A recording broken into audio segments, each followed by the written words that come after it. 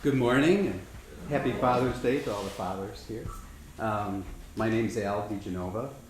I'm going to read a few poems for you today. I'm going to start with a couple newer pieces, and then I have a collection of poetry called The Good Hammer, which is kind of there's a lot of father-son poems in there, so that's why I'm selecting some from there. And when I put it together, the thought was to kind of give a little life advice to my kids. Things for them to think about. But first, some newer pieces. And this is a magazine that I published called After Hours. This first piece, I was asked to react to a piece of music by Edward Elgar, and this is called Variation for Violin and Piano. Tonight my bow moves so legato. What dreams there are between the strings, moonlight slows the tremolo. Where silence paints a cold tableau, we hold our masks of youthful cravings. Tonight your keys touched so legato.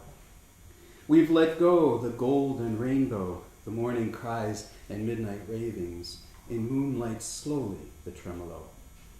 Building, building, building crescendo. Tonight no dreams of broken strings. Tonight our toes dance pizzicato.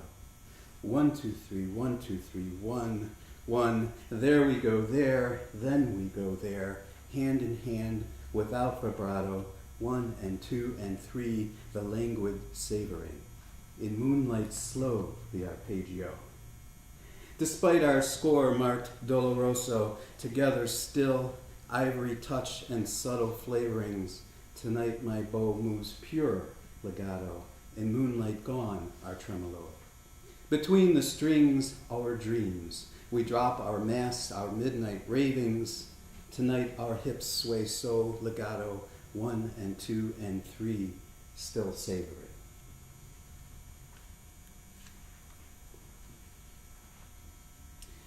And this one is a little more, not political, but opinionated, I guess. This is called Manifesto of the Old Fish.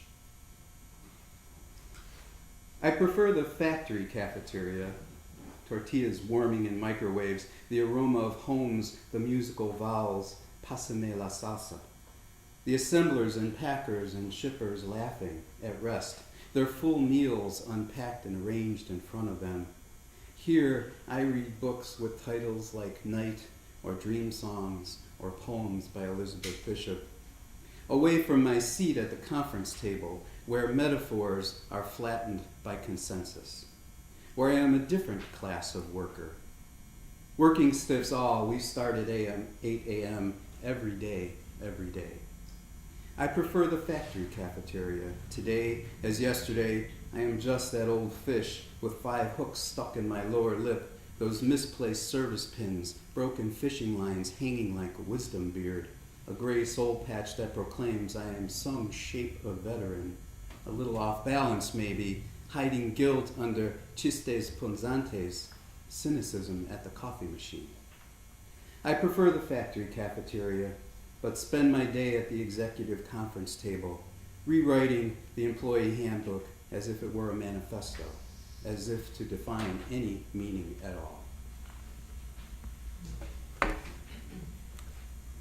And then a couple of little father-son poems. This one is called My Father's Trombone. Piece by piece, my small hands carefully fit together the most beautiful thing I'd ever seen.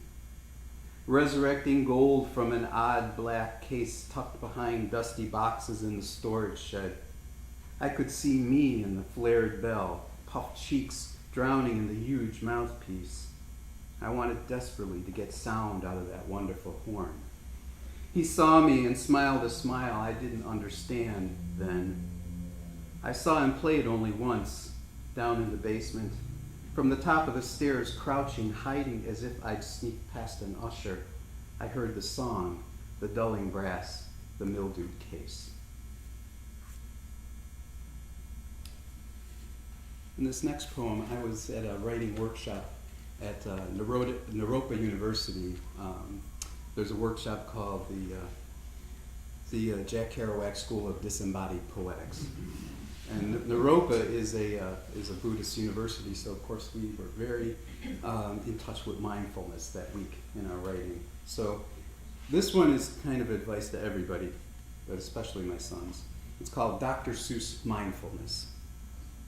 Play, play I say, play in the trees, play in your knees, play with the tassels on the lamp, make sandcastles on your lap. Play monkey, play frisbee, do somersaults with a birdie. Play, I say, every day, play with yourself, make matchbook towers on the shelf. Tickle her feet, scratch his belly, play with the berries and the jelly.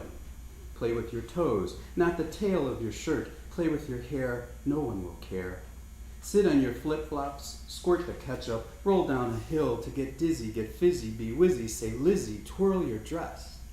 Make a mess, spill the beans, spit the peas, swirl the wine, take your time, buy purple flowers, kiss in the shower, play, play, play. And then I'll end with the title poem from this book, A Good Hammer. Blessed are the splinters, the little cuts that never bleed, the dark blue-black fingernails. At 53 you long for more hours as a carpenter, nailing and planing, a pencil behind your ear, sawdust on your shoes, the clean, sweet smell of fresh-cut lumber in the basement, the backyard, in the new attic bedroom, eager for that brief moment when you close the toolbox and exhale the good and strong of completion, something your sons can sit on, climb up, or walk under. What is a marketing manager anyway? A son should see his father's work, see that a sound joint fitted in the wind will hold against rain and hail and time, should remember his father's sweat.